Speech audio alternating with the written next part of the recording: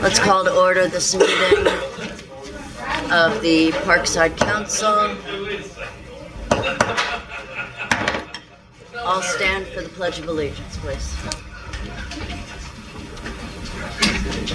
I pledge allegiance to the flag of the United States of America and to the republic for which it stands, one nation, under God, indivisible, with liberty and justice for all.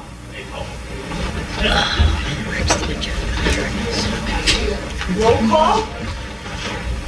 Yes, let's start with the roll call, please. Madam Mayor? Here.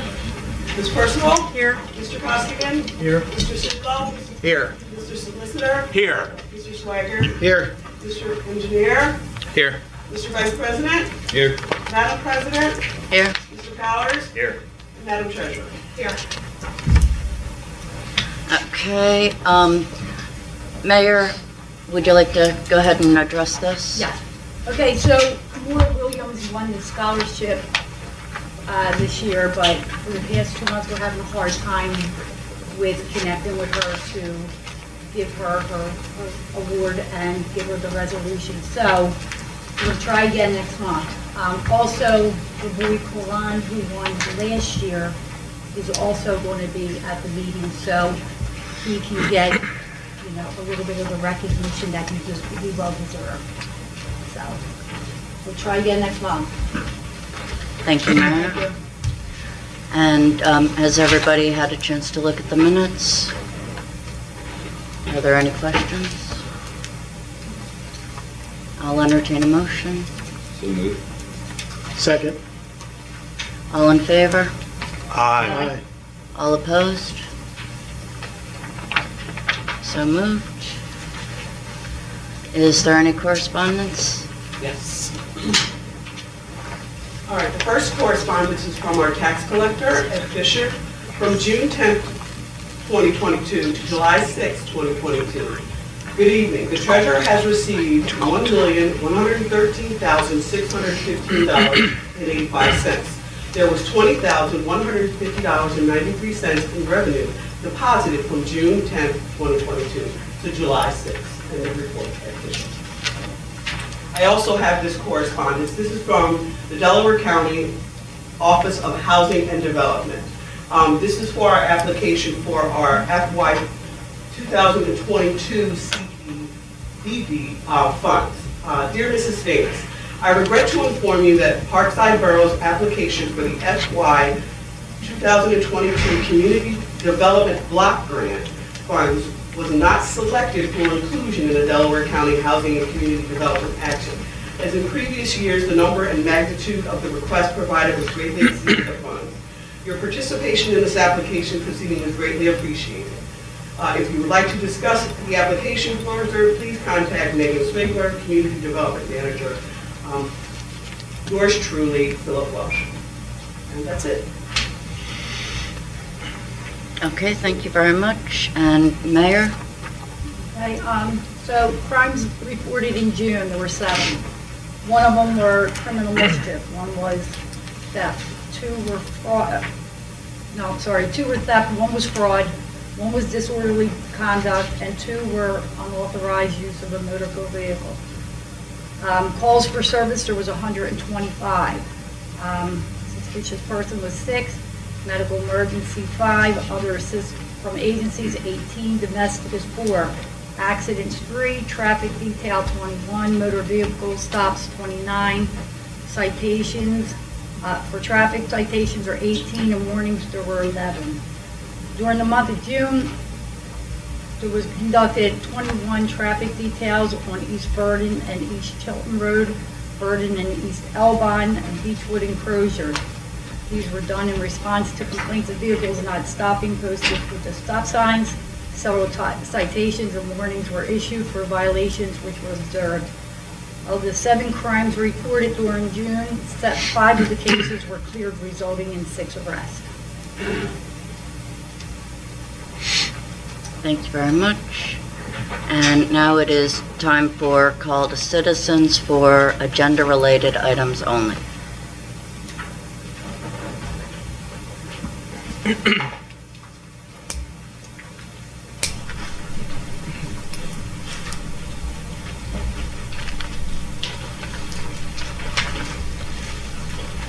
evening. My name is Kenneth Goldstein. I reside in. I thank you for allowing me to have input on an item on this evening's agenda, the outsourcing of municipal inspection for code enforcement, building compliance, health, electrical, plumbing, and there was mention of fire and zoning. My current comments reflect my personal opinion based on my years in general, my years in the housing industry, which are about 50, as well as my years sitting in your seats when I served my community at the municipal level. My words are offered both with respect and with kindness, devoid of political persuasion, and no person has asked me to be here this evening. I viewed the last month's council meeting in its entirety in the last 15 minutes several times relating to borough inspections and revenue. I will start by saying I don't think outsourcing is the best way to proceed with your concerns and your stated goals. I won't become involved with fee structure, but simply say, if it's not working, explore something that will, with equity to those who were required to secure permits, to the inspectors, and to the community, those who you serve. There are a vast number of permutations and models that you can consider. I can say from experiencing, outsourcing will be more expensive, and I can almost guarantee will involve a more lengthy inspection process. An outside vendor of inspection services will be serving many communities, not just Parkside Borough. Who better to expeditiously serve the community than those people who live here? Outside vendor's fee will be based on time, travel, and experience, and you will also be paying their overhead and professional liability, things you are already paying in-house and hence will now be paying twice. I have owned my property for 33 years, and since Mr. Capobianco and Mr. Powers assumed their respective responsibilities some 9 years ago, marked the beginning of consistent and uniform enforcement of borough codes and ordinances enhancing the safety and beautification of this borough. You have highly committed people working here right now, and in my opinion, and by my witness, perform their duties above and beyond. Allow me one example. There is a significant rat infestation in the southwest portion of the borough. I went to Borough Hall to speak to Mr. Capobianco about it. It was approximately 7 a.m. when most people are still at home in their morning routines. Mr. Capobianco directed me to immediately contact Mr. Powers, which I did upon returning home. 20 minutes later, he was at my door, and 24 hours beyond that, I was again visited by Mr. Powers and also Madam President, who came to learn more of the problem. In part, there was an accumulation of trash several doors down from me. For those who may be unfamiliar, Parkside Terrace houses 40 apartment units within 10 buildings. Mr. Capobianco and Mr. Powers themselves carried that refuse to the street for collection. And the only point I'm making that this problem would not have been received such immediate attention and action from an outside source. As a resident of the borough, I am most grateful for the borough's response. I had heard a comment to the effect that in-house inspectors invite a conflict of interest. And to me, that goes directly to the character of our inspectors who give it their all. I don't believe they're deserving of that lack of confidence. I could make the same argument for members of council. I could make the same argument for the solicitor, for the engineer. Should we then outsource our local governance? You have a message from Walmart.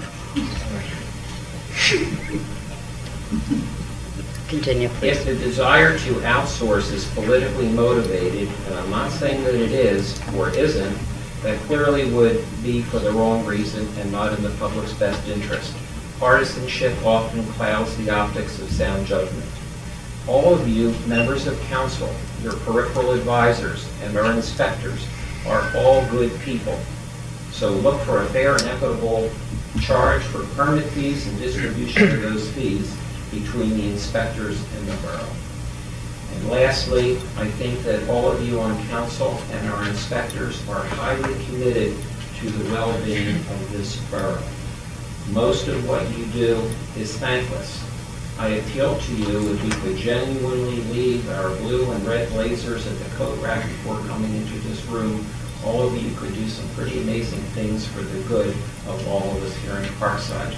I am grateful and appreciative for the time you've allowed me and for your further consideration. Thank you.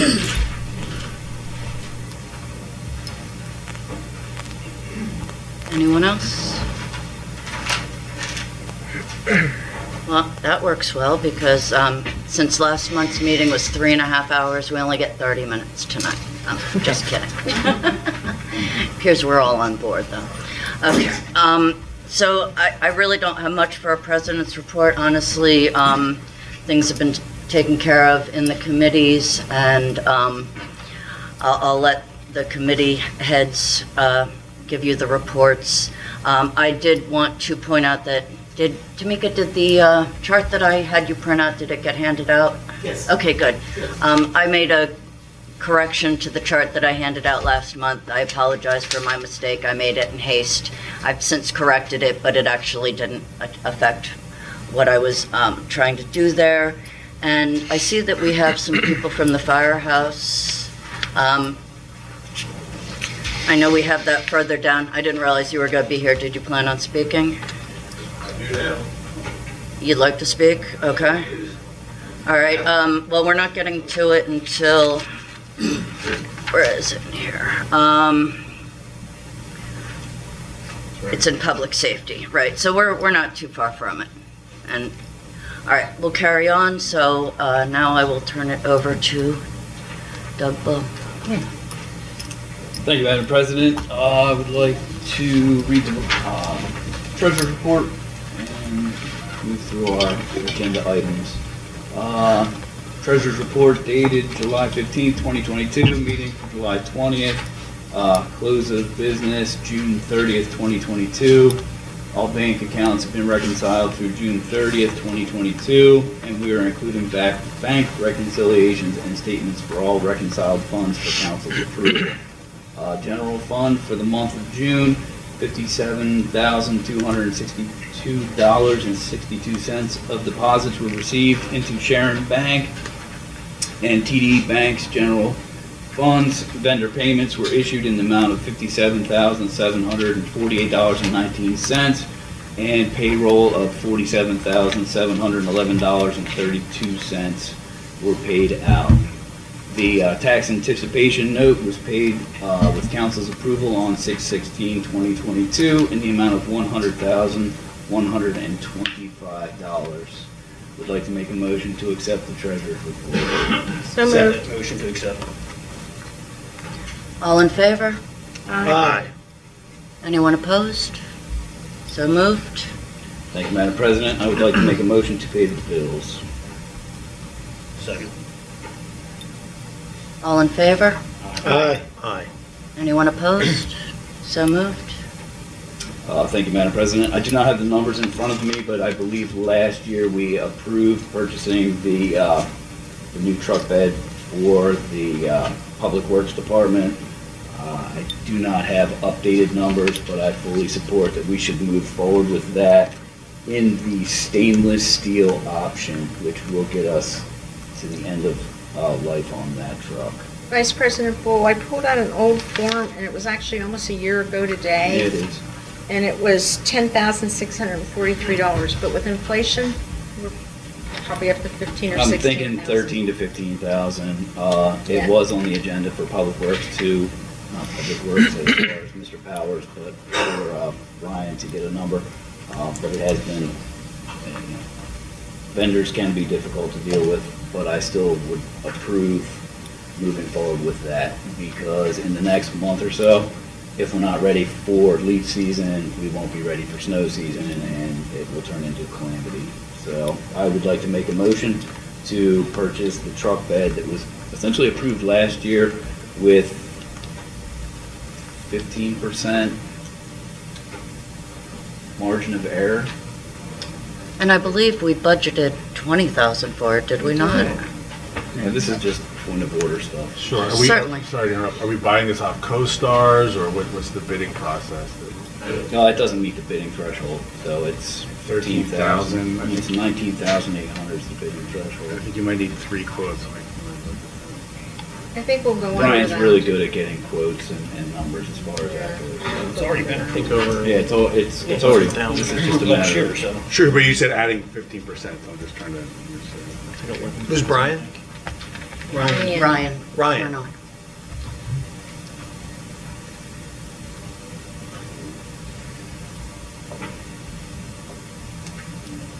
So so it's over 11,800, so we need 3 written quotations, so you can get those, and then the board can approve the best quotation at the next meeting.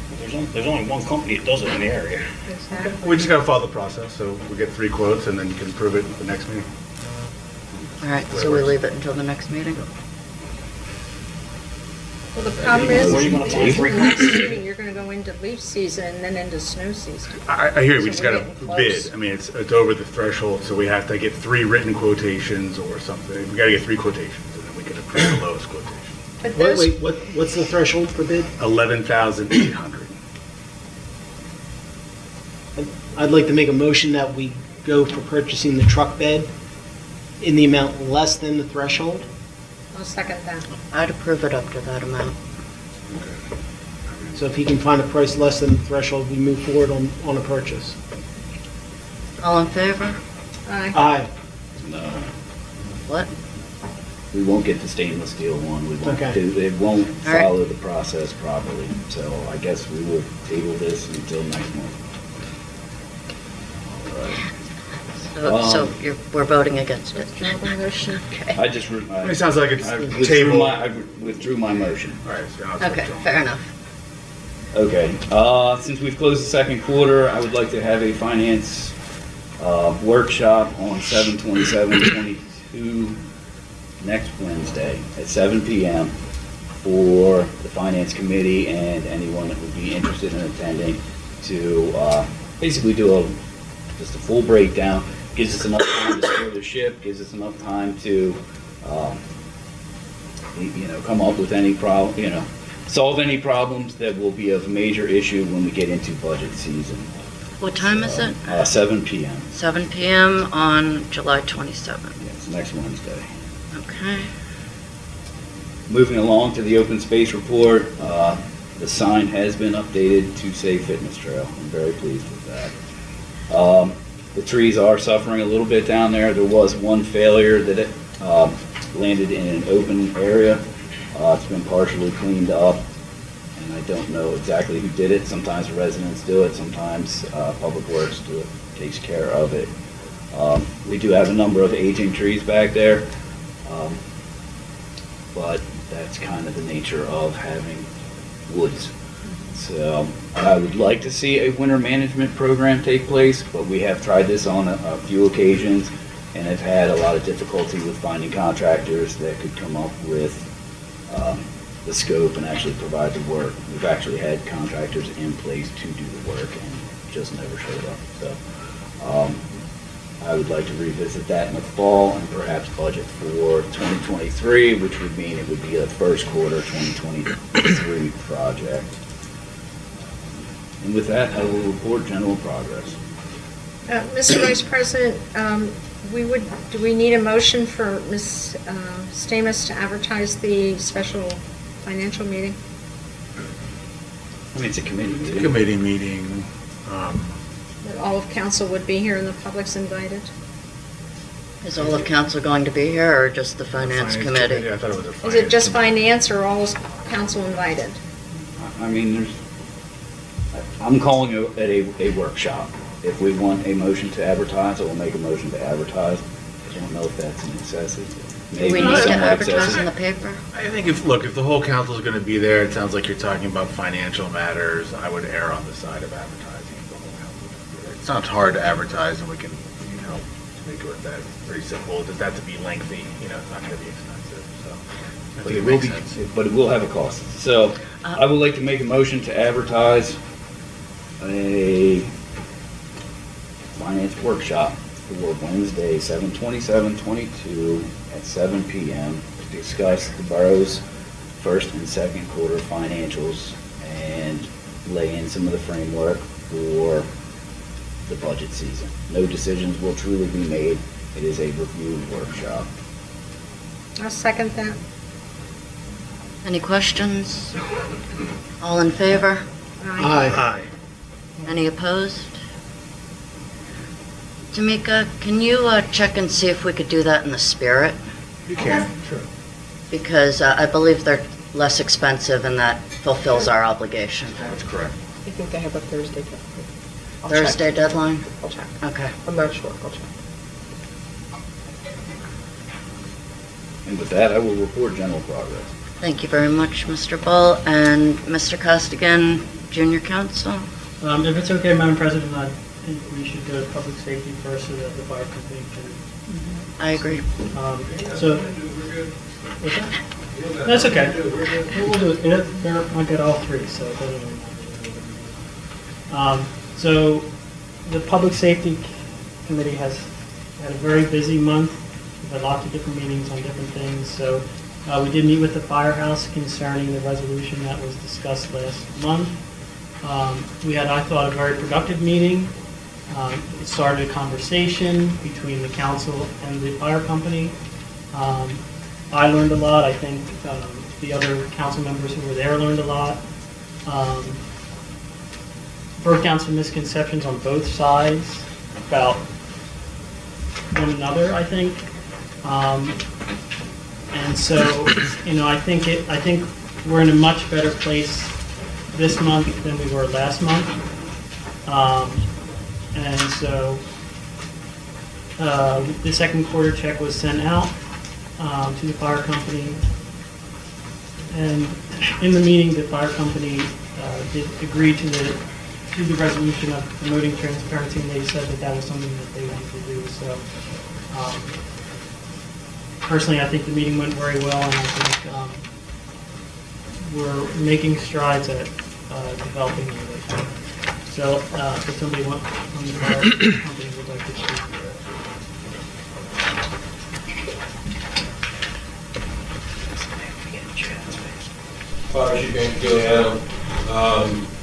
So we did have a very good meeting when we all met, but I didn't think the plan was to vote the resolution tonight. I thought our solicitor was supposed to get a chance to review it. We were going to go through July so we can get the wording right together, and then this resolution was going to be voted on in August. That's what we had talked about in that meeting. I don't remember discussing the timeline in the meeting. I do know that we had agreed that the solicitor would get a chance to review that. So did that happen? Yeah, we were going to he has had it. He's had it for approximately 2.5 weeks. Oh, I know, and he's working on revisions for it that we would like to see in it, and that's why we weren't supposed to vote until August. Did you talk to him about it? No, he hasn't responded to my email. Yeah. So then I think find out last night at 9 o'clock at night that this is going to be on the agenda and voted on. I think then we should agree on that in the meeting. Like, that's why I'm here today. So that's why you guys didn't expect to see me. I'm here because it was slid in, and I found out at 9:30 last night. I didn't mean to interrupt, but I don't think that's the case at all. I think that I was under the impression that that your solicitor had talked with our solicitor, but I didn't know that. Has there been any correspondence between my solicitor, Jay Wells, and your office? I did send an email to Jay Wells. Just with the resolution, correct? With the resolution and requesting his comments. Okay, and did you receive anything back from him? No. Okay. So I think then... again, to be clear, it was like 2.5 weeks ago. Yeah. So, and he's responded on other things. Exactly, so. But, we also talked about in that meeting that you, Mr. Solicitor, were not present for it, Sam was. Okay, so I'm going to talk to her, not you. So we talked about in that meeting, Sam, that we were going to give our chance for our new financial guide to also review this. And then we talked about that we were going to go back and forth with transparency to get the wording right, so it was a perfect agreement for the citizens and both the council and the fire department. Because we did have some concerns in this resolution that you guys have, but we are willing to go with a resolution and do the right thing because that's what's needed. That's what we had talked about.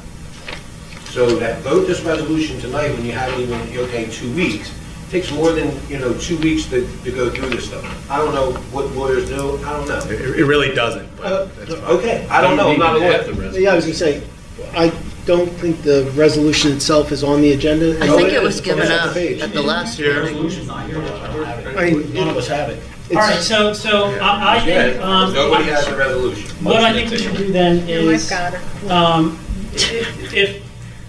if you're prepared to come to the August meeting, and then we can work out whatever details you need to work out. I honestly thought Michael and Sam and President Guy, I really thought that's what we were doing. I wasn't going to be in attendance at this meeting, and then I would report to August's meeting when the resolution was going to be voted on, and we would be good to go as a team and put this all behind us and start moving forward. So I wasn't aware of the fact that your solicitor hasn't responded and worked out the details, so I'm going to make a motion then to table this till next month so that we can move forward together, all on the same page. I don't think we want to create any animosity because we're moving in the right direction. You sound like you're on board with the 98% of it. right. So 90% of it. So then I will make a motion to table that until. I'll second that. Can I ask you a question? Yes, Did you ma'am. get the check for the, Yes, we received the check for the all right, so you've gotten 3 $32,500 payments on now this Friday. year? Yes, Okay, we got this excellent. past Friday. So What's thank that? But they sent it up for Rob's. For Rob's what? Oh, did you send the bill to reimburse for Rob's suit? No, I'm waiting for the code to actually arrive. His fire code has not arrived. I will not receive that bill till it arrives. When I do, I will send it over as one bill for all the PPE, so it's not multiple invoices for you guys, if that's okay with you. And we do need Mr. Wills to respond because So, it's been Mr. 2.5 Wills, Our weeks. solicitor did respond to me, and he said you need to reach out to your financial guy, let him review this, okay? Tax season just finished up, so our guy is still busy doing other things. Again, he owns a business, so we're not his only customer that he has to answer to and do these type of things for. So, and that's why I thought we had the understanding for August, and that's why we did. But, so I will get you that. I will get you the billing for Mr. Powers for all his fire marshal gear that we have purchased so far for him. Once his code comes in, hopefully within the next couple weeks, because it is complete and shipped. And once I receive the code in-house, I will have the bill for it immediately. Mr. Chief, could I just ask that you ask Mr. Wills to Yes, reach it back out to me? I took his silence as yes. no comment. Okay. Because I didn't even get I got one response, let me look at it, Okay. and then it was radio silence. And if I Okay. would have known that there were all these steps, Okay. I just thought that it was Yeah, no comment problem. at that point. Okay. So I completely understand that, and I apologize for our solicitor not getting back to you. Oh, it's okay, things happen. If you guys don't mind, from here on out, if, you do send something to our solicitor, be at the borough level or at the solicitor level for you guys, please CC me in it so I know what's going on and I can make sure that answers are getting back to you guys in a timely manner. Sure, that's no problem at All all. right? And if you don't have my email when I'm done, I'll write it down and give it to you guys. Thank you. You have my email. I just have one more thing, President. So over the last couple of weeks since the last Borough Council meeting, we've had a couple anonymous donations show up from citizens here in the borough. I don't know who they are, but the $50, the $200 donation, the $100 donation, it makes a world of difference for us. So whoever did it, thank you very much for myself and all the membership at Parkside Fire Company. We greatly appreciate it. So thank you, and I have nothing else if you guys don't have anything for me. Excellent, thank you. Thank you. Appreciate it. Madam President, the code that we're talking about is in my budget and was approved. I had $2,000 for that code in the budget, and I think the bill is around $1,600. Okay, The yeah. bill will be As part of the $1,800 budget. for it, and the reason we have to pay for it is because the Borough of Parkside does not have an account with the fire store, who is the representative of the gear manufacturers. So we have that account set up already, and that's why it's coming through us, because it just has to be that way. No, that's fine. Just All right. get us Yeah, the no bill problem. because you shouldn't be floating money for us, you know? No problem. All right. All right, so did we ever vote? All in favor of tabling? Aye. All opposed? All right. Onward. Okay, so also the Public Safety Committee, we've had several meetings regarding police. So, as you may or may not be aware, we did hire a second full-time officer, and in an effort to address some of the challenges we're having hiring part-time officers, and this is a nationwide problem with a shortage of police officers. Obviously, for a lot of reasons, it's a difficult job.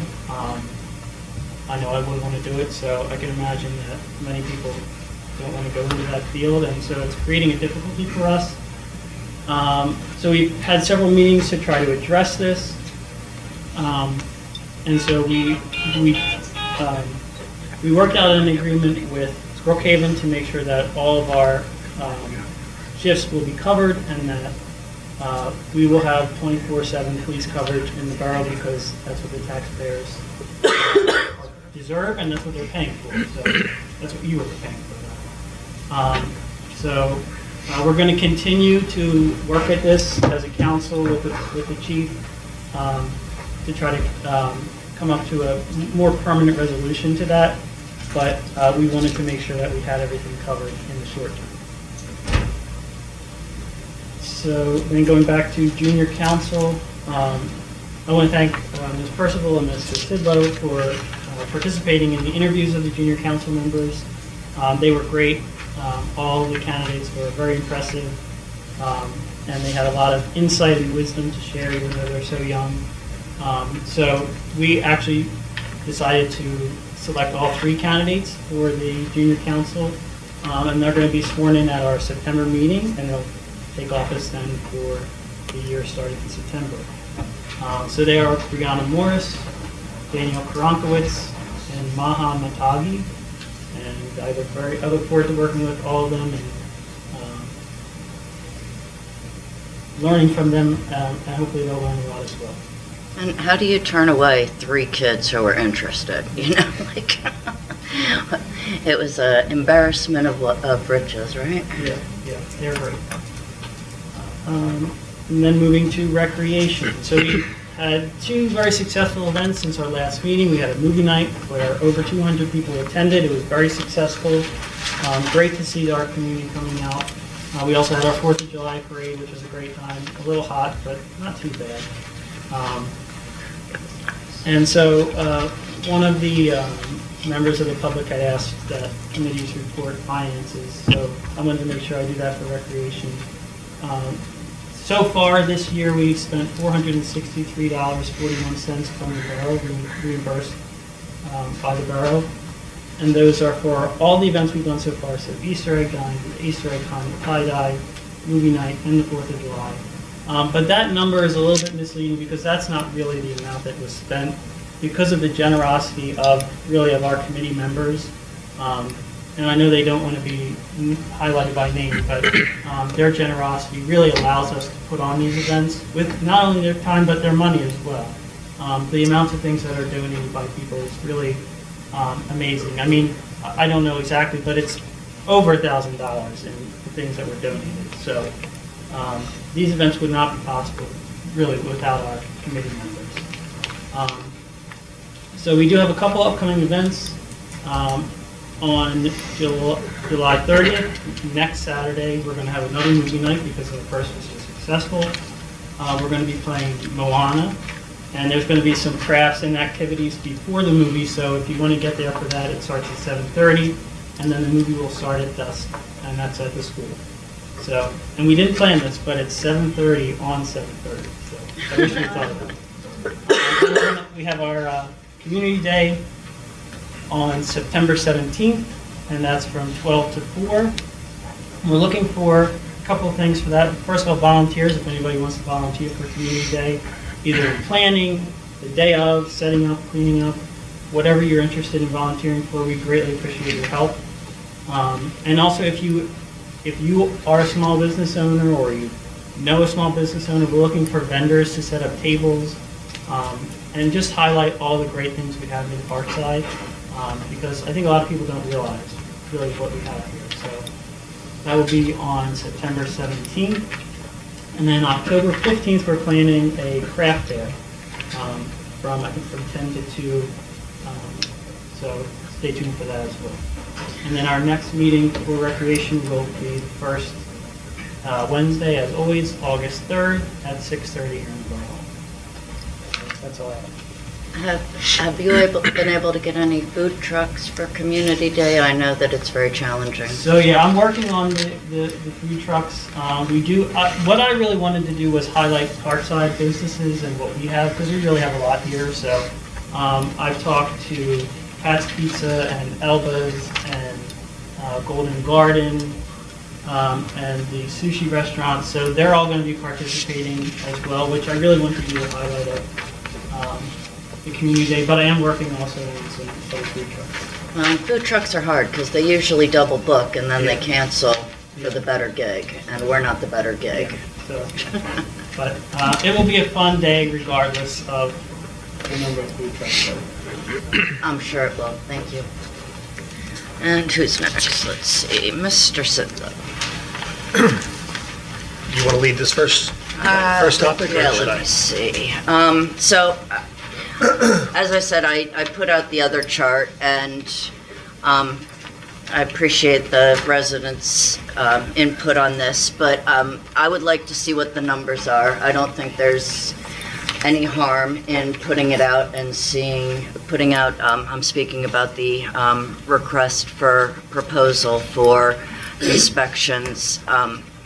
You know, our inspection fees are way above what our neighbors are. I think that's unfair to our residents. If you're doing a $10,000 repair, I'm embarrassed to tell a resident that they have to pay $500 for a fee, when in the next town over, it's $2,500, $250 or $300.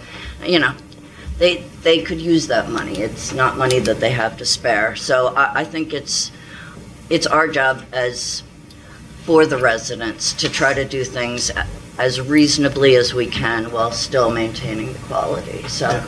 And I'll add that this proposal does not lock us into any decisions. What this does is give us the opportunity to research what our options are for code enforcement, for construction code enforcement, for building improvements, so that we can get a sense of what is the market rate, how much are we spending the right amount, are we spending too little, are we spending too much.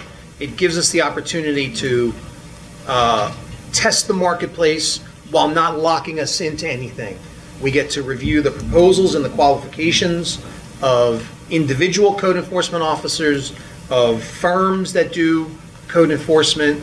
You know, we will see what we can find out about the marketplace for code enforcement by researching this and having some executive sessions, interviewing candidates, and seeing proposals that are out there. So I encourage council to let's do some research to see what we can do in terms of how we enforce our codes. Madam President, I gave out to council the request for proposal information. Everybody has a copy of it. And if you don't mind, I'd like to go through this real quick so that it's on the record.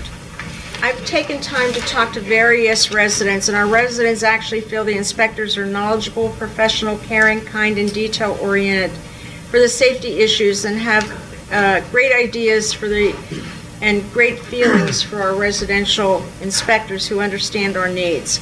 Several have said that they have been helped with code violations in their neighborhoods and have saved them money with suggestions on construction projects and many other positive comments. Mr. Capobianco started here 6 or 7 years ago. We had 7 dilapidated properties. There are currently none. May I also point out that Mr. Capobianco's job description appears to mimic what is in this requested for proposal. He has continually dealt with PICO over our street opening issues. PICO is finished in our borough and has come back to do many repairs. Mr. Capobianco and Mr. Powers, as our resident had stated, has been dealing with a rat problem and physically removed trash debris, contacted landlords who were in violations of the code, and helped our residents with this issue. A private company will not do the same service. I have looked at the budget since you had put out a chart last month. The expenses for the salaries, the building inspector was $57,812.46. Electrical was $3,350. Code official, $19,130.67. Health inspector, $5,000. Plumbing inspector, $14,962.50 for a total of $100,255.63. And again, council has copies of this. The revenues, and I won't go through each individual category, the revenues to the borough was $137,866.58. So you'll note that the revenue is a plus factor of $37,610.95, which means our inspectors are not being paid for the various small permits or inspections. Please keep in mind, this excludes secretarial services, re-inspections for sidewalks, decks. The inspector might have to go back to work to a specific job numerous times. There are numerous building processes that are step-by-step inspections that are needed. They check on any violations that were initially noted. Normal fire inspections, contractors calling them via phone, email, or in person, either through the office or the job site. Emergency situations, which we just had. This could be anything from roof leaks, sewers, HVAC situations, hoarding, police contacts, rodent issues, electrical emergencies. All these issues our inspectors personally deal with. Moving on, our inspectors do not charge for the small jobs, storm door replacements. Our inspectors are basically on call 24/7. They assist our residents and contractors, and everyone appreciates this service. A prime example is the Old Methodist Church, in which our inspectors for several years have repeatedly gone back to re-inspect, given guidance, and their expertise for numerous problems.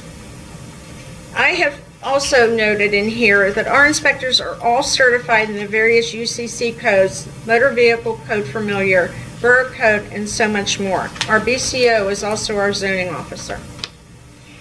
Now, moving on, I have checked on various fees, permit fees in our area. Marcus Hook is $20 per thousand plus inspection fees. Lower Chichester is $100 for any job $800 or less. 801 to $1,500 is $125, and it increases $25 per thousand. Upland is $50 per thousand. Brookhaven has a $50 application fee and 3% of any contract. Other municipalities have such flat fees as a boiler is $175 for a permit, a toilet is $75, a street opening is $250 plus $5 per foot. Any fire inspection for non-fire issues are $50 per 1,500 square feet. Fire scenes, $100 per square feet for the inspection. Application fees are approximately 3% of contract, and a review fee is $250 for a review fee. I also contacted, and I have their information, 4 companies who are considered third-party companies, which is what this proposal is talking about. And I have their information. I don't want to give out their address, phone number, and contact. So these companies are anywhere from Philadelphia, Bucks, Chester, and Montgomery counties. Several of these companies cover areas from Philadelphia to Allegheny County, which is near Pittsburgh. Several companies are from Philadelphia to the upstate Poconos areas. They do not handle normally any local code issues such as snow removal, high grass, rodents, normal fire inspections. However, the majority of these companies that I reviewed charge $85 to review and write a permit, the mileage of 62.5 cents per mile, which is now the current IRS rate, Zoning issues or questions are $75 an hour, and $40 for their staff to write reports, process any fee of any type of paperwork. So I've used the company's average, which is $85, after reviewing these 4 companies. And I'm looking at 3 permits, 3 $50 permits, and they could write that in 1 hour. The fee would be $137.50. This includes an estimated mileage of 20 miles at 62.5 cents per mile, and half the permit fee going towards the borough as always. If our current inspectors write 3 permits in an hour, the fee would be $150. 75 of this amount would go to the inspectors, 75 of this amount would go to the borough. In essence, when you look at the money figures, the borough will lose revenue and be in the hole $62.50 for these 3 permits. And the permit fees actually for this borough will have to be increased. These companies do not guarantee a time frame for turning around and issuing permits or for any reinspection of any type. We would have to charge for any reinspection, and they only do certain types of emergency response at a higher rate and, of course, a mileage fee. We would again actually have to increase permit fees to compensate for a third-party company. The request for proposal indicated numerous items in which our engineering firm handles, such as plan review, land development, as-built plans, ADA compliance issues with or without state review, floodplain administration, stormwater management, street review issues, changing in zoning regulations, planning issues, sprinkler system, blighted property, and many more. None of the companies that I contacted have a professional engineer on staff, but the request included engineering service. It would not be feasible to exclude our engineering firm in accordance with Commonwealth law doing their due diligence for our borough. I also went through the borough code. We would have to change to indicate a company versus individuals. And I listed for council's review all of these changes that we would have to do in the borough code. And they're numerous, and for the residents, there's 25 borough code sections that would have to be changed if we went to a third-party inspector. These changes would, of course, cost the borough money to make these changes, which are not budgeted for. This proposal appears to be copy and pasted from another entity. It would not be in the best interest of our residents, the taxpayers. It would increase taxes to pay for an outside entity to come into the borough and to do the minimum of what our current inspectors do with the same credentials. Our inspectors may have knowledge, experience, expertise in their fields, and are very concerned for our residents that an outside commercial company would be and does not know our properties or our residents.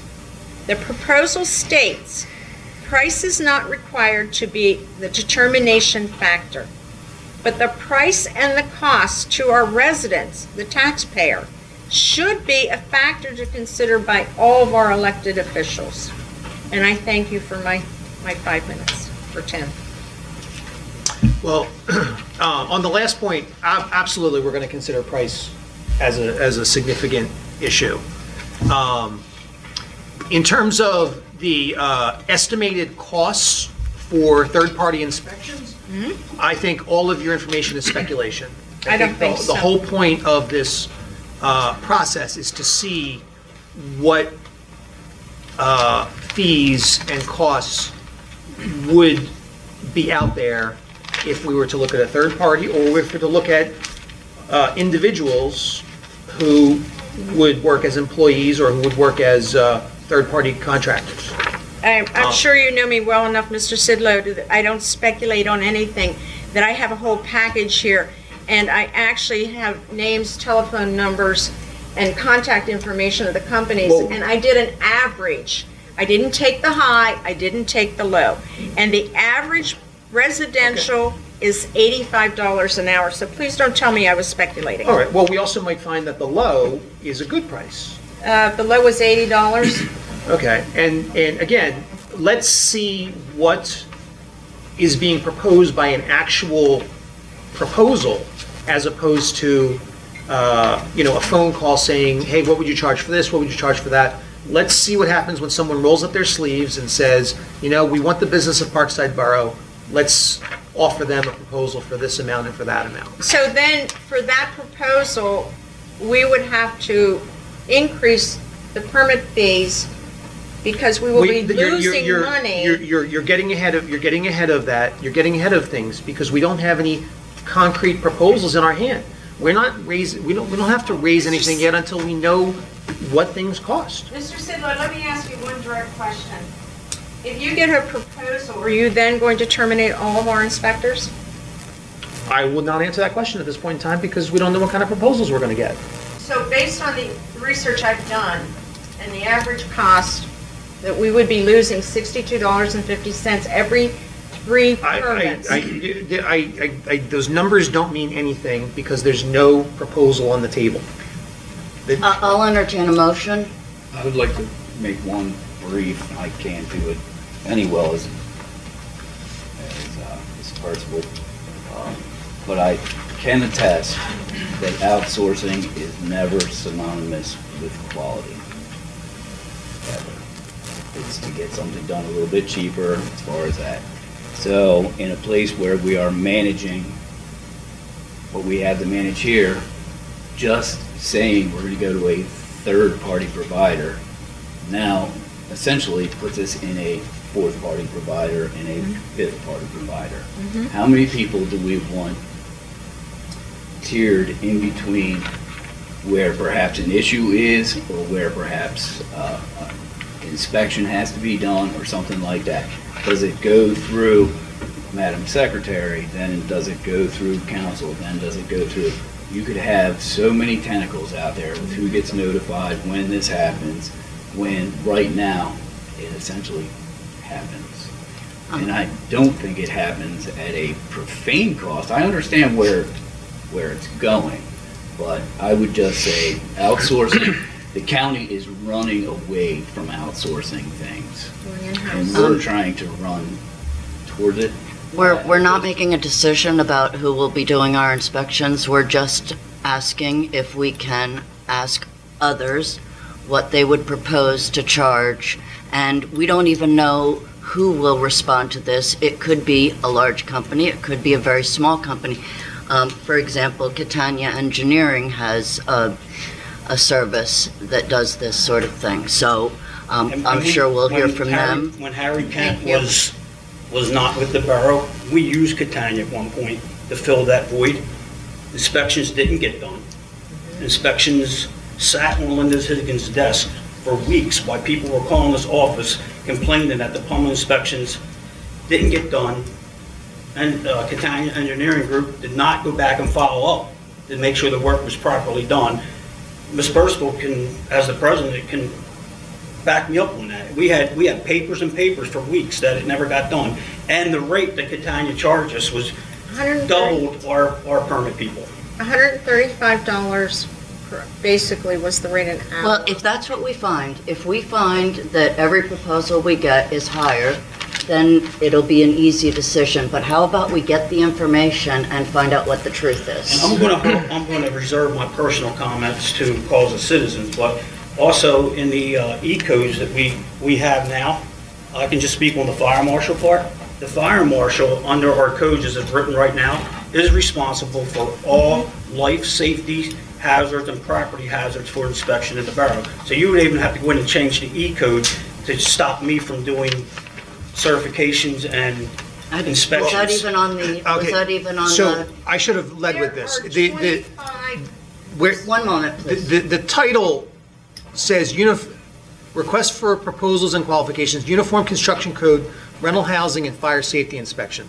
All of the fire safety inspection provisions were removed from this original draft.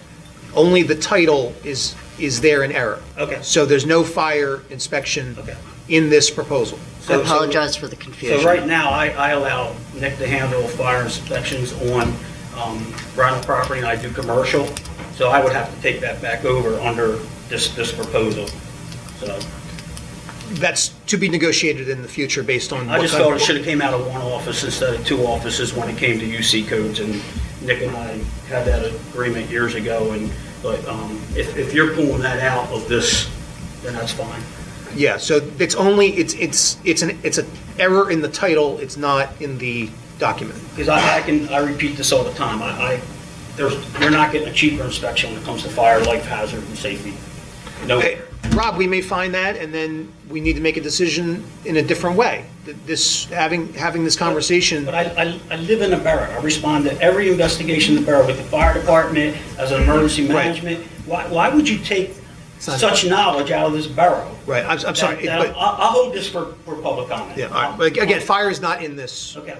In this. Our proposal. residents, and I can, as everybody knows, Mr. Sidlow, you've worked with me long enough, and we've worked together. I've got documentation. I have names of residents that I've contacted to tell me what a great job our inspectors are doing. They live here. They respect the borough. We went from 7 dilapidated homes. Okay. to Ms. Purcival, 0. you're repeating yourself now. Yes, If we're I going to am. get out of here before 9 o'clock. Yes, Can I I am. just say something? I think the real factor here is, to me, expense. And, you know, if like Madam President said, if these figures that Mrs. Purcival read off come out to be true, then it's like she said, it's an easy decision that we wouldn't hire a company like that. But we have an obligation to the taxpayers of the borough. And, you know, I can't in good conscience. Michael, you sat right out front with me, with Perry, and said, I'll never get rid of you and Nick, never. You guys do a fantastic job. And here you are tonight saying complete opposite. I don't think That's why I said people that. question you. I don't think, okay, I don't think I said that. You gonna call me a liar? All right, so I'm not saying, please. I'm just, so, it just comes down to taxes and expense to me. So if we can find a company that fits what we're looking for, without what Mr. Vogel was mentioning, then I think we just need to get information. That's all I think we need to do. I'll entertain a resolution, a motion, please. I make a motion to seek proposals and qualifications from firms and individuals to administer our code enforcement and construction codes. Do I have a second? Second. All in favor, roll call vote, I believe. Go ahead, Timika, roll call vote. A roll call vote. Mr. Sidlow? Aye. Ms. Purcival? No. Mr. Costigan? Yes. Mr. Sweigart?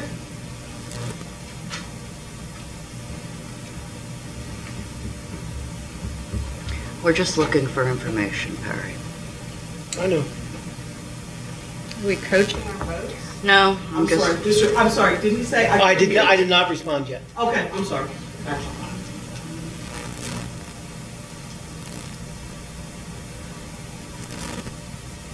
I'm going to say no. Mr. Bull? No. Madam President? Aye.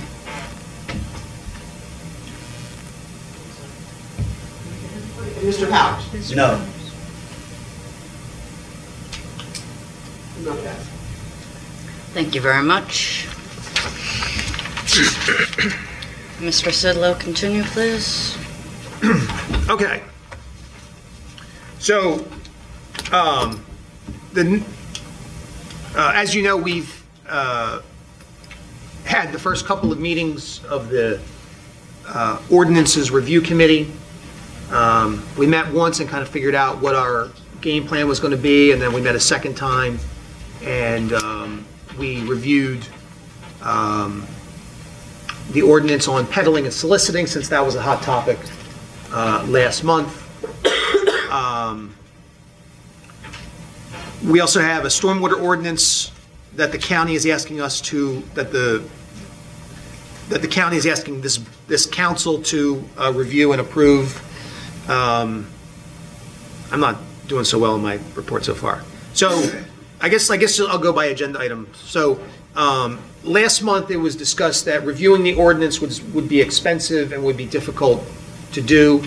And so I did some research on how we would pay for any ordinance review and what fees are involved. So the first thing is, as Mrs. Guy said earlier, if we advertise in the Chester Spirit, our costs will be significantly lower than advertising in the Daily Times. Secondly, the solicitor has advised me that we can have a number of ordinances prepared for consideration by this council, and if we put it, and the way we would advertise it would be to say, the Borough of Parkside will be advertising ordinance A, B, C, D, and E, and if you would like to review those ordinances, please go to this web location and review those available ordinances. So we can do multiple ordinances with one advertisement, and that's another way to save money on advertising. Is that correct? Did I say that correctly? No, that may add a threshold for people. Just do it. You're insisting that they have a computer, internet connection, Right. and things like that, if indeed they want to have. Yeah. So I believe what I said was you could put that you don't have to put all the language of the ordinance. Right. You just put that it's there. You can put a code, a URL to the website, but a hard copy must be in the borough office. Okay. But they have to be advertised individually. You just have to advertise Yes. the headers. Just the headers. You don't have to do the whole, it wouldn't be all 9 pages or 74 pages of an ordinance. That would, I can't imagine the Delco Times would appreciate that either. Right. Oh, well, the rest of the readers would not be happy when the Delco Times showed up Mr. with that Sidlow, stuff. how much does the Chester Spirit charge for that? You know, I set out to do that multiple times this month and neglected to I know do they're that. cheaper. It's compellingly cheaper, more affordable. Thank you. okay. So, and then another cost we have with reviewing with ordinances is with e-codes. So e-codes is our system where we keep the codes online so that anybody can view them at any time. So I attended a webinar with our with e-code, and I learned a lot about the e-code process. So we pay $1,200 a year for the e-code service, and that's for them to just keep the website up and running. And there are other fees. It could be $1,000, it could be $700, but we have the top tier plan, and I have a chart that shows what services are available for each of those plans. I'm not in any way advocating we change the premium plan that we use. So if we pass an ordinance, we send that ordinance to e-codes, and then they put it under a section called new laws. And it gets housed in new laws until such a time that the borough contacts them and says, we'd like you to integrate the new law into the code. So codify it, okay? So in 2019, there were 4 ordinances, and we paid $677 to have those 4 ordinances codified. And then in 2020, there were 5, and we paid $945. And in 2021, there were 2, and we paid $685. So it's about $250, $300 per ordinance, but they won't give you an exact number. They'll give you a quote each time. So if we were to have the new laws adopted as a group and get a quote, then that would be done all together. We can also do this more towards the end of the year and then codify it in the next year, and we can budget for it in budget season if we don't have money in the budget this year. Okay, so those were my, that's the research I did on costs and fees to answer questions from the previous meeting. Okay? Anybody have anything for me on that topic? Okay. Is there a motion? There's no motion, that's just information. Okay. Okay. So the next topic is the Stormwater Ordinance. So Delaware County is asking all municipalities to adopt a Stormwater Ordinance, which they created a model document for everyone to review. Mrs. Newell says that every municipality is having this conversation this month, and Mr. Roto and I spent a number of communications reviewing the Stormwater Ordinance. Right. Would you maybe start just explaining what a Stormwater Ordinance is for everybody? Sure. Basically, the Stormwater Ordinance regulates basically how even designs, how you have to design something in order to have more infiltration and water quality, and even things like pet waste that's in there new. A lot of regulations geared to have the quality. I'm sorry, Scott. What we were discussing. Well, you said it was a lot for new construction is when the Stormwater Ordinance is going to play the most part, is if someone's building new or if they're adding a deck or some kind of impervious surface. Right. That it's not so much affecting the existing construction that we currently have. Is that correct? That is correct. Okay. And then so if a CVS is built or some kind of facility like that, which we don't have zoned for that in Parkside, or a new house is put up, then stormwater practices have to be followed. Is that exactly the yes. correct understanding of it? Okay. Increase in impervious coverage. It's all going to trigger a lot of different things, but there's a lot of new, basically regulations that we discussed that are pretty standard across the board, and there's only a few of them that really the borough can remove or add if they like that we discussed. So yeah, so I it's a 70-page document. I read it as much as I could and as much as I could understand it. I trust that the drafters of this ordinance know a lot more about stormwater than any of us do, and that they're giving us good advice that this should be what we should consider for stormwater. There were a few places where we had decisions to make. The majority of those, Catania Engineering went through, like one was, do you want the riparian buffer to be 50 feet or 150 feet, or some spacing in between that as the location where the buffer should be placed between the creek and the whatever. Right, so there are many standard yeah. distances that most municipalities use. Right, so Catania Engineering went through and filled those out in a logical way for us. Again, I trust Catania Engineering knows what they're talking about with these locations and distances. So the kind of three places, where's my notes? Kind of the three places where we had to make decisions was, there's something called a best management practice. Yes. So you want to explain what that is? Best management practices can go anywhere from rain gardens, water quality inserts that go in inlets to basically separate bottles, trash, oil, grit that goes into the inlets that we don't want to get into the creeks. And anything, again, as I said earlier, to maintain and make the water quality better and keep the streams clean. So do you have a couple examples? Like I think you said a rain barrel. Rain garden, rain barrel, seepage beds, which basically a lot of new homes have where the rain downspouts go into a stone basin under the ground and infiltrate into the ground instead of going right into the stream and causing floods. So one of the decisions that the county made us, gives us to choose is how we inspect, or how the property owner inspects those best management practices. And they pretty much give two options. The first is, let's say a home builder we have a fire and a house gets destroyed and a new house needs to be built. Then the builder can build it with best management practices and then pay money into a fund that would pay for the inspections, and then the borough would perform those inspections, right? For new homes, there's an agreement in place for stormwater management. We just went through this at 12 East Shelton Road. for West Shelton Road. We had an escrow account Yes. set up, everything.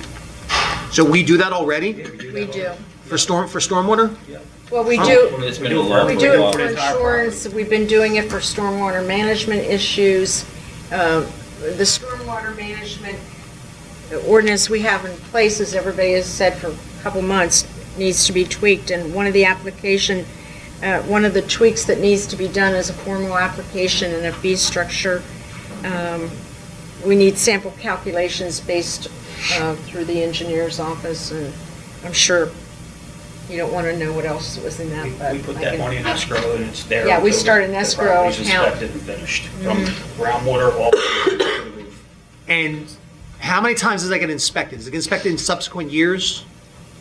I'm not quite What sure do of you that mean? question. Well, this, This only, what I'm talking, only pertains to what you were talking about, the house burns down.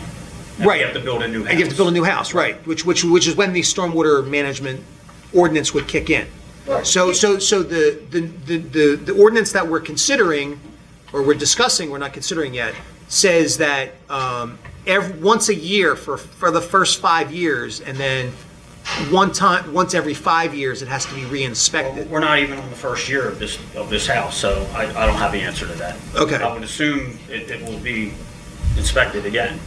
Okay, so. Well, that's a new regulation under this version. So this new regulation, so we have the choice of either having a fund and the owner paying into that at the point of construction, or we just put the onus. The insurance company pays that in escrow. Okay, or we put the onus on the property owner to do these inspections and pay for those inspections for the first 5 years.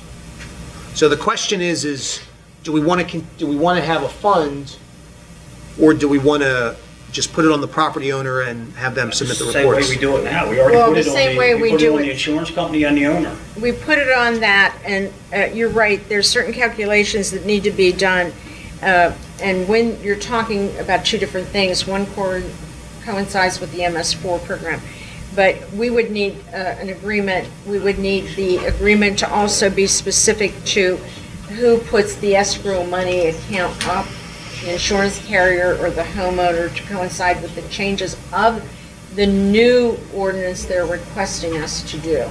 Because our current one is not specific to that. And there's other issues that our current ordinance is not specific to as to what the new ordinance, as we've talked about, needs to be adjusted and tweaked. But one of them is the escrow agreement that you just mentioned.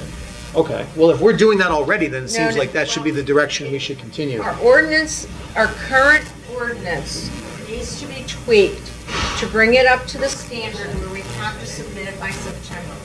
There are changes through FEMA and PEMA, and these things need to be added, such as grading pet waste, which is one of my favorite things. Low impact area, there's daily loads, impervious situations, and surfaces need to be redefined. These are all redefined from our current ordinance to the new one that we have to adopt by September. And stormwater discharge onto other properties have to be clarified, along with infiltration volume rates need to be adjusted. So we have an right of entry for sediment, and I believe that's got to be a new section into the new stormwater ordinance that needs to be adjusted. These are all adjustments to our current stormwater ordinance. I mean, didn't you always handled our stormwater? Yes. Yes.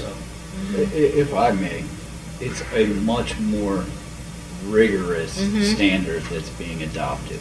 Yes. So if they do a sample in Chester Creek and we have runoff that has sediment basically blocking things, they can come back and essentially cite us. What they're doing is moving it away from the larger entities and making it more a burden on the smaller entities. And one of the things that when I sat through one seminar was almost as a touch scary. The people that have like old railroad yards and things like that, when they actually measure them for waste and BMPs and things like that, if those chemicals that were perhaps in that railroad yard are leaching into the groundwater or whatever, it falls on the municipality after whatever the date is. I don't know the date, but I know that we're moving in that direction. So this is just to make a much more rigorous standard. And Vice President, you're totally correct, because some of the things that we don't have in the current ordinance is the added calculations for the 100-year floodplain. And they want those things changed to make our current ordinance more rigorous. And it's like 30 by 40 feet in the woodlot in the corner. That is the only thing that makes us compelled to be a part of this. And the right-of-way has to be added, am I correct, Joe? The right-of-way? There has to be a right-of-way calculations allowing FEMA or EG. Well, there's an easement The easements. in there. Okay. Scott and I discussed. Now, you see, you're saying that added into your old one. It's basically swapping out the old one with the new one and picking the changes that you basically, which ones you want to use, which Ms. Catania already did, and either we, as council, you can accept the changes or revert back to the other option as we discussed, or especially with the one you were just discussing. The inspection of the BMPs. Inspections. The inspections of the BMPs, okay. So, so in our solicitors have drafted a repeal of the current ordinance and insert and codification of the new ordinance. So that is part of the 77 pages I submitted, that I circulated electronically. Okay. So the other thing that we have to figure out is, it sounds like the other thing we have to figure out is how much we charge for inspections and what fines we should impose if someone breaks the stormwater ordinance. Who does that inspection? Catania? Well, I thought that was you doing that. Catania does that inspection, Yes. correct? Yeah. Unless we are in fault and then EPA comes in. We don't want that. And in terms of fees, you didn't really have a good sense of what you were going to charge for this yet, so that we could kind of figure out our fees. I believe Lisa mentioned if flat, we're like $150. $150 an hour, or $150 Per inspection. Per inspection. Okay. I can verify that. The stormwater infraction in the borough. It's also for if we do the resident self-reporting, if they don't report and there's an issue, which is a new regulation. So if that comes up, then Mr. So Powers, that's this document here. the fee Mr. schedule. Powers, this, I want to grab, Robbie's not hearing me. There was a small issue at the creek behind the school, if you remember, coinciding with the Haven Barrow at one time. You're right. Once in a while. So, on this proposed schedule of fees, I had no idea what to propose for any of this, or what to propose for a fine if someone's out of compliance. So I brought that to council for discussion. Is there any framework that you're seeing anywhere else, or any recommendations you can give for this fine? I saw a lot of municipalities had a schedule of fees for various, like fire and everything else with some in there for stormwater, but I guess a lot of municipalities are going to be doing the same thing you're doing with coming up with this stormwater specific one. Yeah, everyone's doing that this month, so it's hard to know what everybody else is doing. Right. And I'm sorry, this has to be approved at the August meeting? September 30th. So Okay, September meeting. So the thought was to advertise in August and then approve At the latest, yes. and vote in September. So I don't know how to fill out this fee schedule. And maybe I just put $150 for each. Well, $150 is their cost, so $200, $225 for each inspection. Reach out to Brookhaven. Well, I was going to say, can we take this to the committees? But the combination of the ordinance committee and the finance committee, try to figure that out? Well, let me throw this out. Our Because engine I'm just saying, we could sit here for hours trying to and debate it. debate numbers. Okay. Mr. Since we have one. Brodos, maybe your organization represents quite a few municipalities in the county. Could you get a feel for some of what the other municipalities are charging? Because your engineer your engineering company also represents our neighbor Brookhaven and some of our local neighbors, you know. Yeah, I'll try to streamline that. I did discuss a little bit of that with Lisa. We had a couple of numbers in there that I can get over to you. There are a couple of things on there that look incorrect, which I'll also get over to you that we noticed recently. In the stormwater ordinance? Or? In the example fee schedule for If the you look at units, that. there's a couple of things that Yeah. don't look correct, so. No, campgrounds, we don't have any. Okay. Could you also? And there are things you can exclude on there that don't apply. Okay. If you would like. I know one of the things that we need to come up with, and I'm not stepping on Mr. Sidlow's toes for stormwater management, but we need to come up with a sample agreement. So I don't know if our solicitor and our engineer will be working on that together. What kind of agreement? You need an agreement for an escrow agreement, you need an agreement that would go with the escrow account for them to pay the professional fees, and you need an application for them to go into any kind of construction over and above a building permit if it's in a stormwater or low-lying floodlying area. So there's several other applications that the new stormwater management ordinance has added to make us do more paperwork. Okay. Are you able to work on that? Okay. And I'm sure some of the other municipalities have those, and I think Catania Engineering also has them through their other clients. Okay. And then the other one is fines that we need to figure out. So I don't know, we do a day or, I don't know. So we'll take it to committee, I guess. Okay. So that's the stormwater ordinance, that's the discussion. Anybody else would like to contribute to the stormwater ordinance discussion? Okay. So the next item is the ordinances regarding what codes Parkside is following. So currently, if you read the borough code, the borough code refers to the Boca Building Code from 1998, which is way out of date. It refers to electrical code that's way out of date. It refers to the 2003 Property Maintenance Code. So Rudolph Clark and what was your attorney's name? Shoba at Rudolph Clark reviewed our ordinances and drafted 2 ordinances to bring our code book in line with the current codes that the state of Pennsylvania is requiring all municipalities to enforce. So one of these ordinances is for changing the zoning, and one is for changing the code, general code. Okay. So I hope everyone's had a chance to review. Are there any questions on? So I'd like to make a motion that we update our building construction codes as described in ordinance 2024. So we need to Motion to advertise. And approve at the August meeting. Motion to advertise. Motion to advertise both of those, Mr. Sidlow? Yes, that's, I don't know if we can make that one or if that's to be 2. So motion to advertise that. I'll second that. Thank you. All in favor? Aye. Aye. Anyone opposed? So moved. Thank you very much. And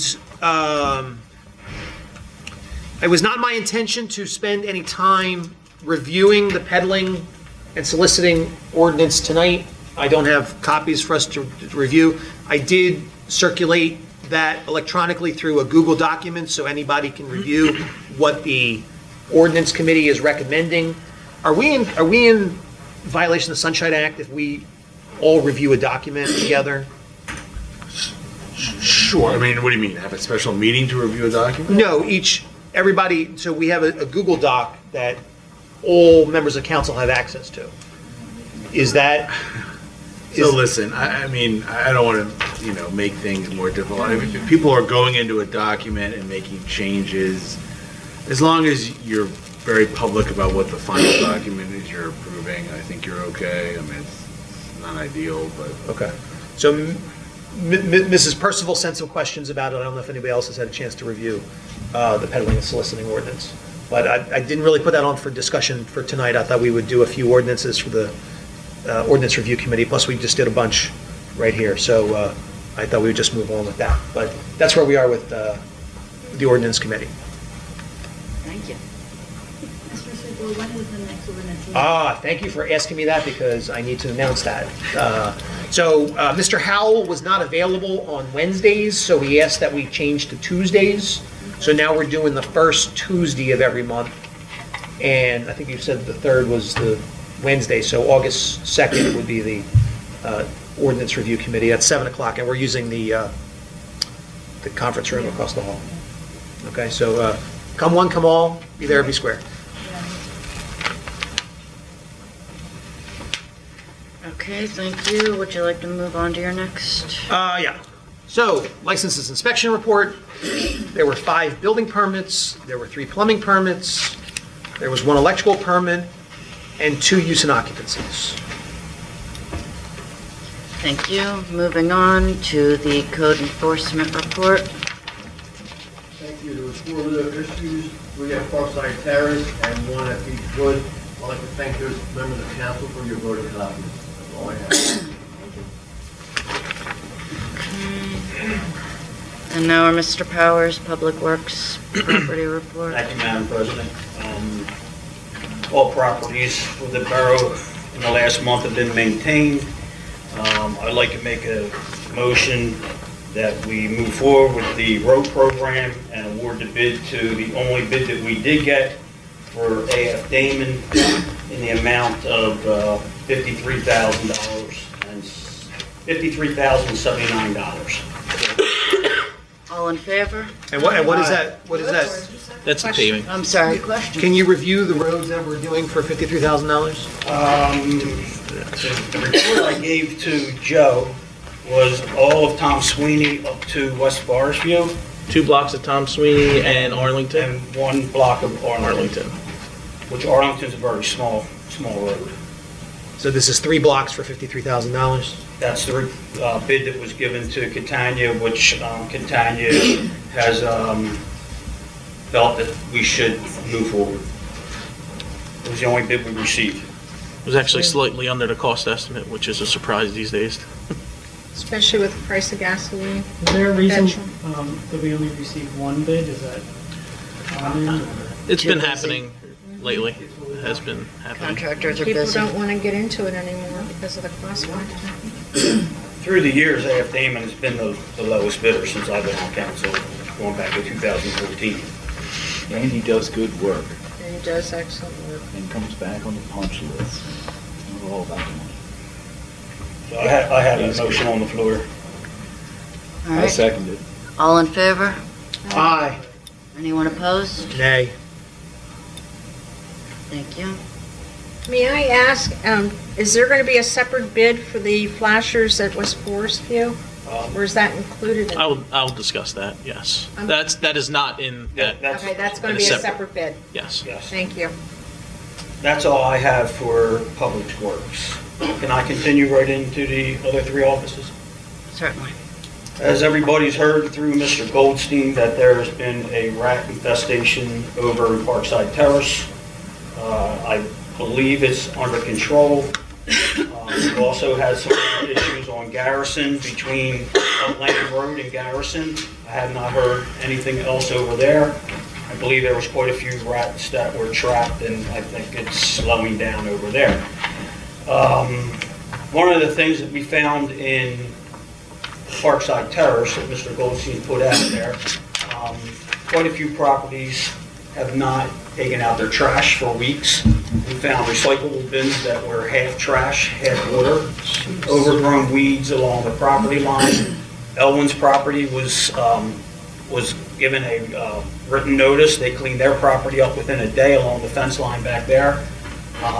Nick and I manually went over and cleaned the property up, put gloves on, cleaned both properties up, took the trash to the curb, We wrote a letter to the tenants, and we also wrote a letter to the landlord that they would not get any warnings from here on out, they would be fine. I personally took over Ridex to Mr. Goldstein immediately after I found the problem. I hope it's a deterrent, it's not a poison. Poison's hard to get, so you're not going to go to your local Lowe's and Home Depot and get poison anymore. Most of it's traps and humane items to remove the rats. There is also a rat infestation at Sidlow Court and back end of Crozier Street where I live, where Scott, you back up. There's rats over there. I personally have got 5 out of my backyard. Our neighbor behind us got, I believe, 4. So they're over the borough. We're not sure where they're coming from, just speculation. That they could be coming from the old Senator Bell property where they're building a large medical marijuana facility. That property hasn't been touched in 30 years, maybe 40 years. And that might have disturbed them, and they're flowing from Parkside Terrace across the street there over on Mulberry to Gray Street. And there is a water runoff back there it's a perfect green ground if there's trash and things like that. So, Ken, I hope we have it under control. You know, on my end at Crozier and Cisco Court, I don't have it under control yet. We're still removing them daily. I'd like to thank Council President Anna for coming out and surveying the property with me, and meeting Mr. Goldstein and listening to his concerns. I hope we have it.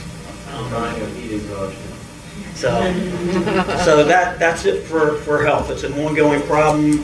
It seems to be quieting down on Garrison and Upland Road. You know, we'll keep an eye on it.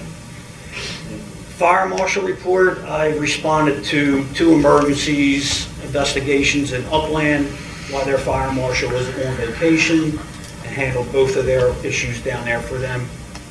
And emergency management is general progress. That's all I have. Thank you. And so next we have recycling MS4, Ms. Purcival.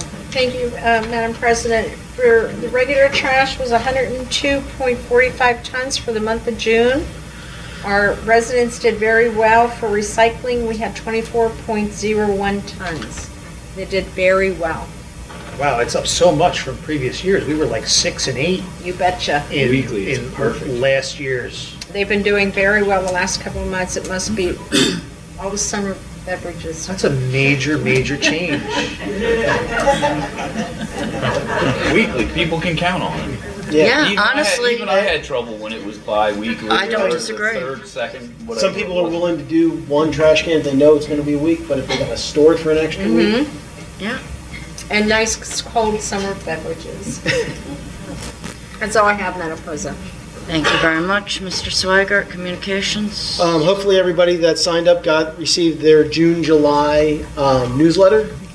Remember the summer we're doing every 2 months, so the next one coming out will be an August, September newsletter. I want to thank everybody who contributed to the newsletter, all the different articles and pictures and everything else.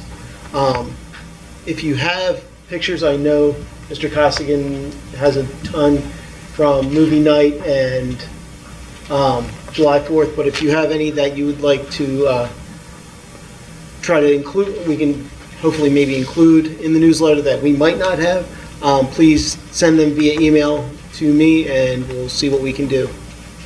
Other than that, I can just report general progress. When's the next meeting? Next meeting, keeping with the schedule, would be next Tuesday, 6:30. What day is that? What's that? What day is that? 26th. 26th, yeah. Okay. Yeah, because yours is the 27th. And you said at what time? 6:30? 6:30? I'm just keeping with the time frames that were set up prior to. Yeah, that's fine. Mr. Sweigart, do you have any pictures of Daniel with the flag? I know you posted on Facebook, but if you could email, it's a little easier than trying to pull them off. I wasn't. Okay.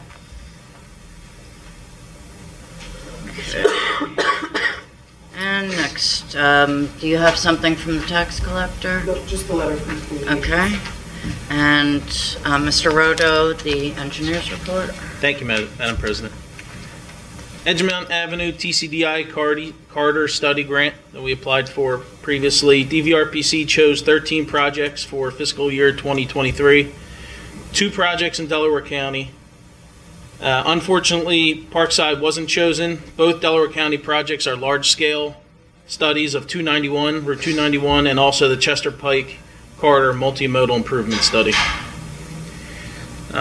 Road program, the Beacon portion, traffic signal maintenance agreement has been approved and signed by PennDOT and returned to the borough. Recent updates to PennDOT's conditions for the beacons require a pair of beacon setups per crosswalk. For each crosswalk.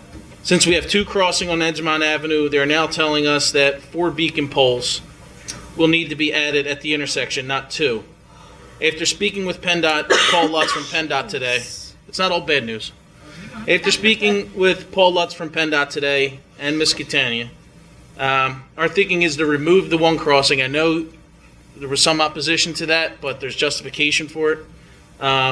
Remove the 1 crossing, not keep the crossing at the old car wash, and just have 1 crossing. And here's the good part of it.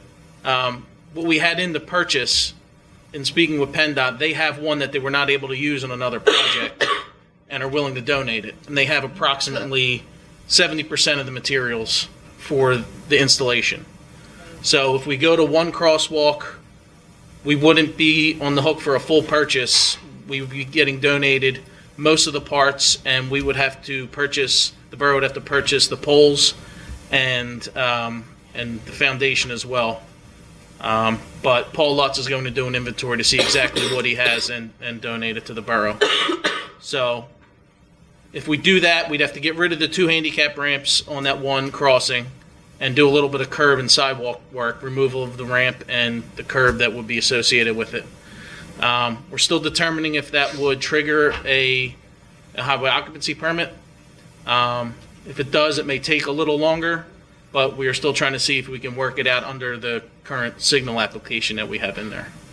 So it's not all bad news if we want to try to get rid of it. It's easier, you know, trying to control 2 crosswalks with the kids crossing. Maybe it's easier just to go to 1, and with crossing guard, the way, I mean, Well, I know the crossing guard only uses the 1. We only use the 1, and if people aren't stopping for 2 now, I'd rather have them stop for 1, you know? And the new regulations, it seems a little overkill, but they are mandating that each crosswalk that crosses the intersection needs a beacon on each side. So basically you'd have 8 flashing lights.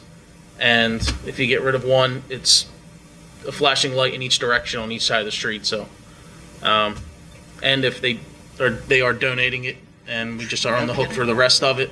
So the way it was, the purchase would be around $18,600 for what we had last month. Increasing it to 2 of those setups would be a $38,000. Now getting rid of the crosswalk and PennDOT donating most of it, you know, it might be around $13,000 for the remaining parts and the curb and sidewalk work. So it's actually less than what we were looking at last month if we do it that way. So. I like it. I didn't realize we were discussing 2 crosswalks. Are you talking at this 1 intersection on one side there'd be a beacon and there'd be... Each crosswalk has a beacon on each side. Right. And on each one of those poles, there's a flashing beacon on each side. So PennDOT's new regulation, well, we have 2 crossings there at that intersection.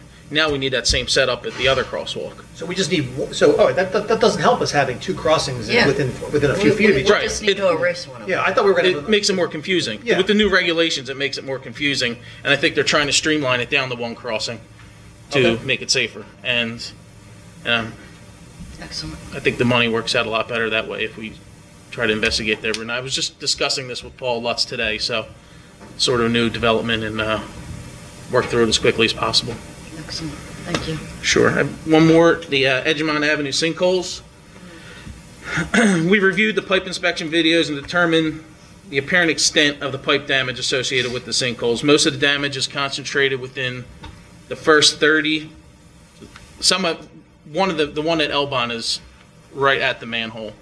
But then the pipe is a little rusted for the next 15 or 20 feet down. So most of there's 3 manholes where there's an issue. There's only 2 sinkholes at this point. Replacement of this section of pipe would be the most cost-effective way to fix the current problem. You'll need PennDOT highway occupancy plans and permits, which, as we know how that whole process goes, construction may be 4 or 5 months out unless we can get some help from PennDOT or maybe borough assistance to push PennDOT, and we can work together to try to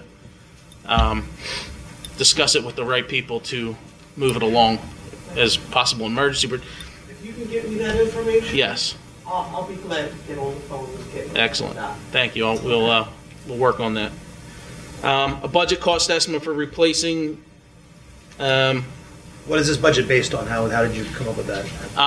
Length of pipe, reviewing the video inspections. How the problem area seemed to be right downstream from 3 of the, I believe, 5 manholes in that stretch, and the first 30 and one's actually like 65 feet. The first 30 and 65 feet of the various manholes are rusted out in some spots. There's a hole in one section, and I believe it was 175 feet of pipe. And current prices can be anywhere from, for that size pipe, $350 a foot for installation. And also, it's tough. The pipe's even tough to come by, as everyone can imagine. But things are not really in stock. So, yeah, that's how the price was generated. And also, traffic control would be part of that figure because of closing down a lane and $85,000. $85,000. Is the $85,000 a total cost with the flaggers, permits, pipes, etc.? We had around $15,000 for traffic control and the remaining for the pipe replacement.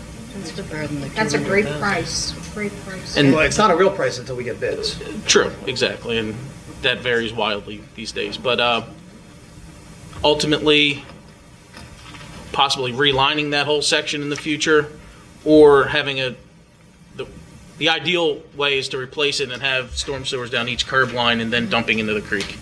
But, you know, prices only go up from there, and trying to fix the problem at hand as quickly as possible. That's a great price. So is your firm preparing bid specifications, or what? We didn't get to that point yet. It was really for discussion at this meeting, and if we are, if council would, if that's council's pleasure, we can certainly do that. Plans, highway occupancy permits, it's a process. I'm not jumping right to a bidding process at this point because it's got to work through the whole PennDOT system as well. Do we absolutely need to fix that sewer? Yes. Yes. Okay. All right. So then I guess. Unless they're going to move away. All right. Well.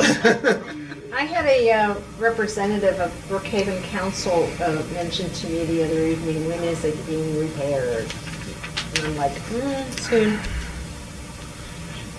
I'd like to make a motion for Catania Engineering to proceed with the process of developing the bid specifications. I'll second that motion. Thank you. Any questions? All in favor? Aye. Anyone opposed? There you go. So moved.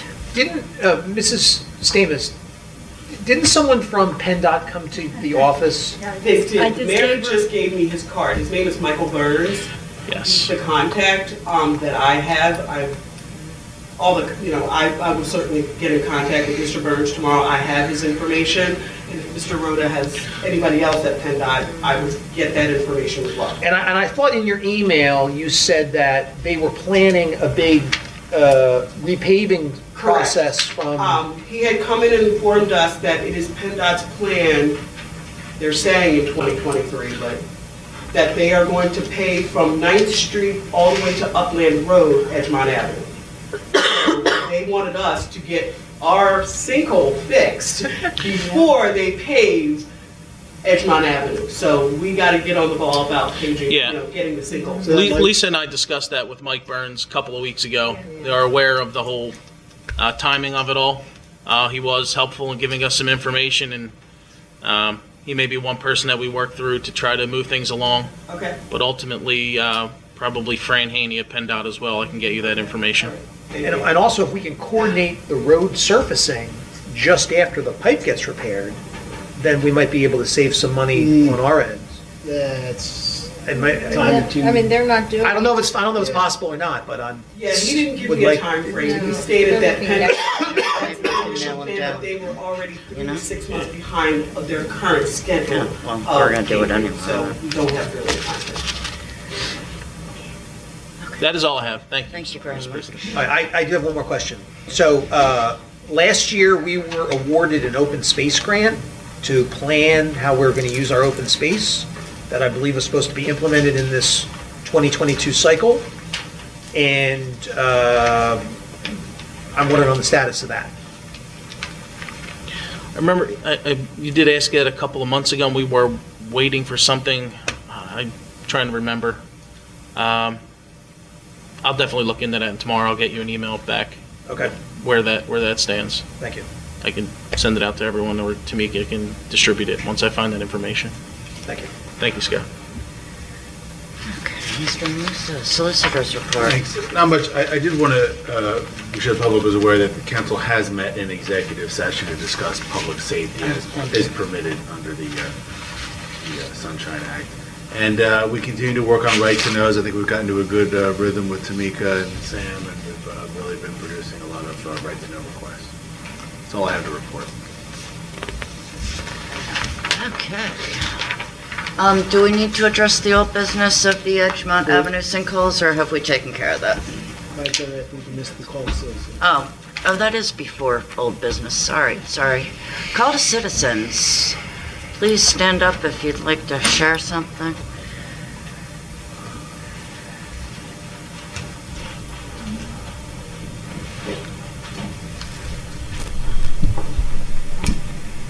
Sorry, Lisa Cosharel on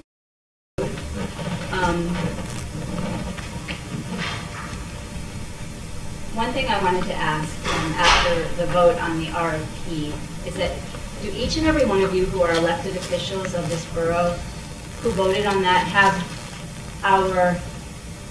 the citizens and the prudent use of our taxpayer funds in mind when you cast your votes? In my understanding, the RFP was simply a request for proposals for information on other ways of possibly addressing the code enforcement issue in a community. It is a non-binding bit of action, as Mr. Sidlow remarked, and yet it was voted down. So I do question whether all of you do individually have the best interests of the taxpayers who pay your salaries and who make this borough run in mind. Speaking of rundown properties in the borough, I always, when I'm on my walks, I see the house at the corner of East Shelton and Blossom that seems very rundown and neglected. I think it's 53 East Shelton. So I don't know what's going on with that house. At least like the yard and the pool and everything is very, looks abandoned. I don't know. Not trying to get anybody in trouble, but in terms of addressing, properties in our borough. And fun things, I don't know that food drives are fun, but the next food drive is August 22nd. And so thank you to people who donated at our last one. Let's see, and please come out for Moana. It's going to be fun. We're busy making crafty stuff for the kids, so it should be a good time. So even if you don't have kids, come watch it. Thank you.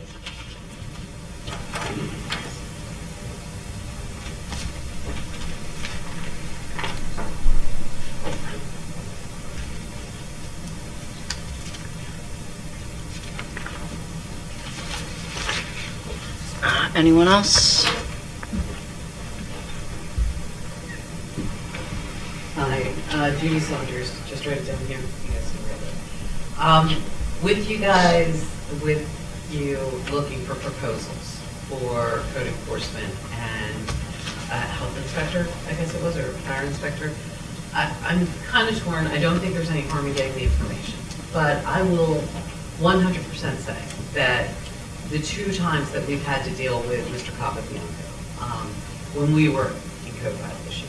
He was incredibly sweet about it. He walked up, he kind of eyed my husband up, he pointed to the branch that very obviously was attacking pedestrians as they walked down our sidewalk.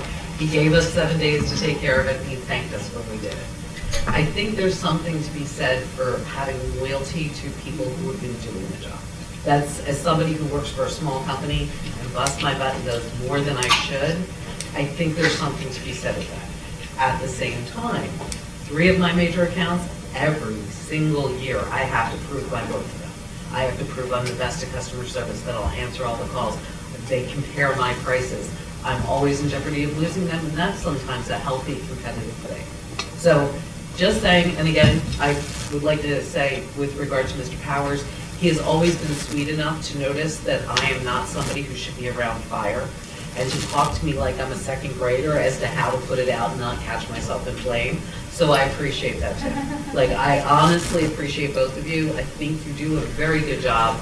I don't see the harm in getting figures, but if you guys want to keep it, I don't see the harm in having loyalty to people who live in our borough and don't have any complaints against. Just my opinion.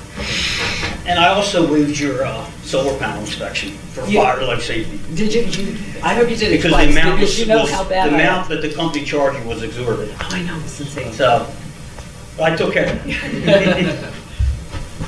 Andrew Sloyd. That repair for $85,000 for the sinkhole, is that going to come out of general funds, or is that going to come out of the money we had for COVID? Did we say we had $250,000? We got more, yeah, we got more than enough from COVID to take Excuse me, ma'am? We got more than enough from the COVID relief funds to take care of that. So it's going to come out of those funds? What's what we're projecting. No decisions are made until we have, but that's the money we have available. So that's probably, yeah. It's probably called ARPA. So that's where it's going to come from. Okay, thank you.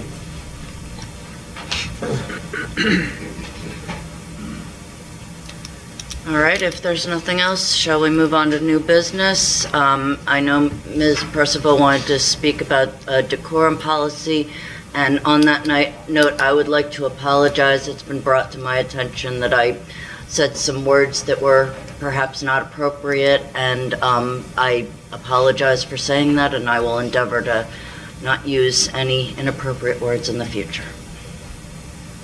Ms. Purcival. Thank you. Last meeting was very contentious. We had Vice President Bull calling for a point of order, and it was spoken over. I am asking for some kind of policy, and I think Mr. Costigan, he pulled out a couple of samples from various districts who have a basic decorum policy. Robert's rules indicate that any council member can speak on a matter of business for up to 10 minutes without interruptions from other council members. We are to respect whomever has the floor, and of course the point of order if it was called for. We have numerous state codes limiting public comment timeframes, the use of vulgar languages, cell phones not being muted and being used during a meeting.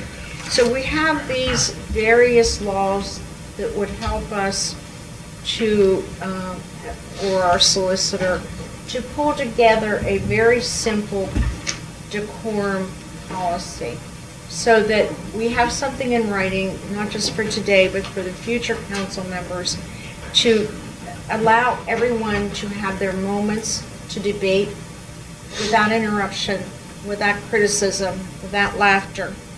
The Borough Code, the Sunshine Act, Robert's Rules are all specific. And yes, the microphones picked up many comments last month. And my thought is to have a written decorum policy to lead us to respect one another as we're going through council meetings every month.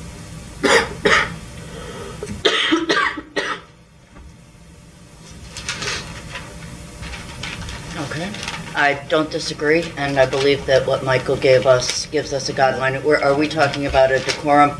Well, what Michael gave us, I believe, was more related to public comment. Well, some of them were. Some of them were, and the some were first, not. I think really the one that we should probably use is the one from Carroll Valley. I mean, it's very detailed. It goes through meetings, how meetings should be conducted, and then it gets into public comment as well. But I think Ms. Purple makes a good point that we should have a uniform policy. I think as elected officials, we should be held to a higher standard and should be respectful and civil in comments. And I think the public should be as well. So I would be in favor of drafting some kind of policy. So you'd like to work on that? Is anyone else? Are you telling me to work on You that, just or- volunteered. I I thought don't you said mind. you wanted I to don't mind. happen. May I suggest that the solicitor, did you give the copies to the solicitor? I'm just getting it now. Okay. It's extremely easy to pull together because many of these things that are mentioned under what some of the municipalities are calling rules of decorum are basically, I don't want to say respect issues that are pointed out in Robert's rules of parliamentary procedure. And they're also in the state borough codes, so that it's a very simple thing that is written already. It's just a matter of pulling the bits and pieces out of the air.